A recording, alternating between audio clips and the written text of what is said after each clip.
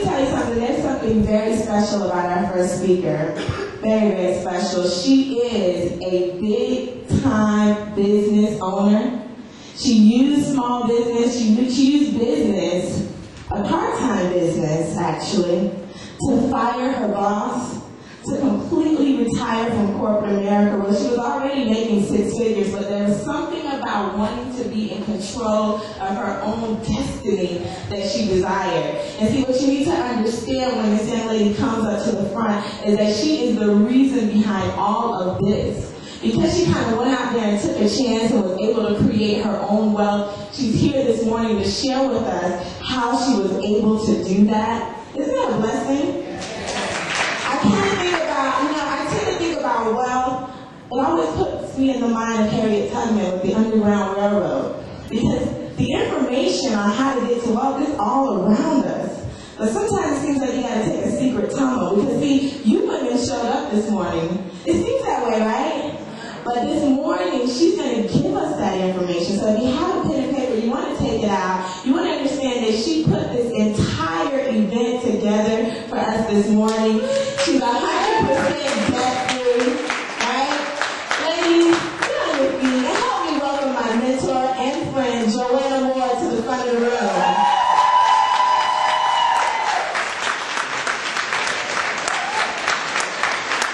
What is that?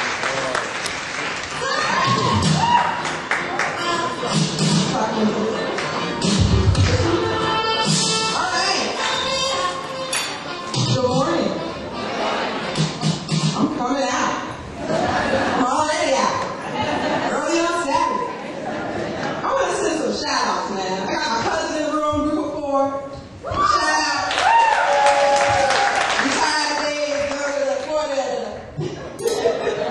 I'm so glad to have him here. I got some old friends here. Tangeria Clark.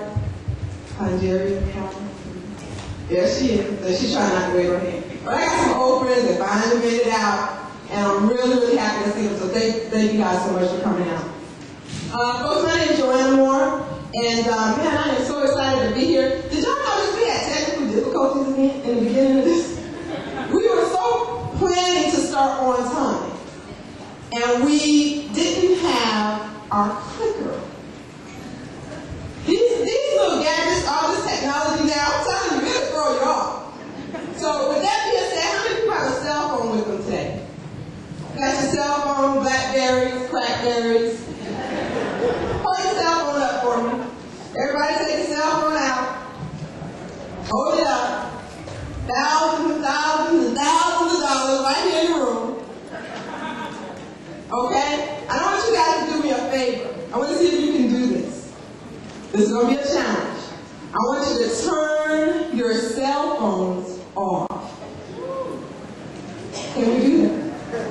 Some of us are going to panic right now. Can we turn our cell phones, not vibrate, off? Some of y'all do it. Something might happen with one of my kids. What did your mother do when she had to be somewhere?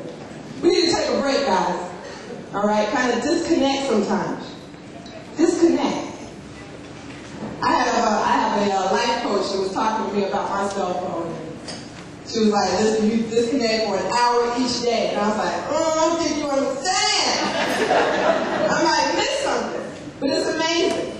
This thing is like, it really is a drug. And it was supposed to make things more convenient, faster, but now we're texting and it's life-threatening, this thing. All right, so let me get started with my talk. Like Chanel introduced, my name is Joanna Moore, born and raised right here in Miami, Florida. How many natives? All right, natives in the house. Northwestern in the house, Houston in the house. Okay, born and raised right here. And just really try to do the right thing. How many people always try to do the right thing? How many people are bad kids? How many of you are bad kids? Oh, we got work. I know there's more bad kids in here. But I really always try to do the right thing. My parents were both educators, and they said, Joanna, if you want to be successful, you need to do well in school, right? You need to get good grades, go to college, get your degree, and you have a successful career. So that's what I did. I was a registered nurse manager and educator, doing my thing, making good money. money, but you know what? How many people can relate to this? I had gotten to a point, y'all can relate, I haven't related yet. But I had gotten to a point where I said, I kind of felt like a square peg in a round circle. Amen. How many people ever felt like that on your job? Like, what in the world am I doing here with these people? There is something wrong with these people here. Never the job, it's always the people, right? And so I had got to that point, and I was total disillusionment. I just did not know what I was going to do. But I was open.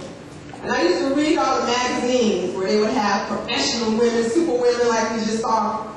And I would wonder, what did Oprah do? You know, what made her special? And what it was just right place, right time, and she took action. She was prepared.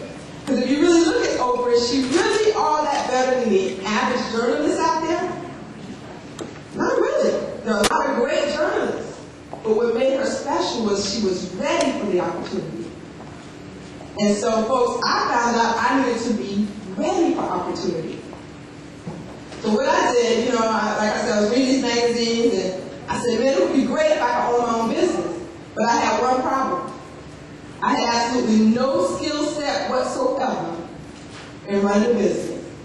My skill set was, like they taught us, you know, make your resume look real good, sit down, scoot it all up, impress somebody, so they'll be merciful enough to give me a job. That was my skill set. That's what I was taught from kindergarten. I knew how to do that very well. But I was very unhappy. And I know there are a lot of people in here on Sunday night around 7 o'clock p.m. It's just like the whole world, like something starts happening physically. Yeah, I remember those days. Well, folks, what happened with me was, my story is very simple. Like I said, I used to sit outside in front of my hospital, and I was like, man, I got to do this 30 more years. I mean, and I knew I was already in management, administration. I knew I didn't want to make a career out of that, because I said, how many people are managers? That's a lot of stress. And the money is like not that much more. But if you're title-oriented, then you're into that. And you learn how to play the game. But I knew that I couldn't learn how to play the game. That was a problem for me. And so I was just sitting, I said, God, I gotta do something. And a friend of mine got invited to someone's home to look at an opportunity, a business opportunity. And I was just like being nosy. I was not invited. I kind of just told him I was going. But when I got to that person's home and I saw the presentation, I knew that something right. I said, I got to take action right now. And that's exactly what I did. That was April 2005. In December 2007, I fired my boss. Oh yeah!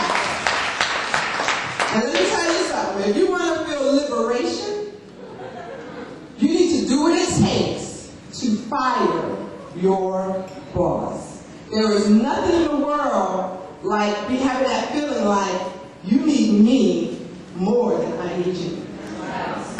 You walk different, you talk different. I mean, everything about you. You come in late.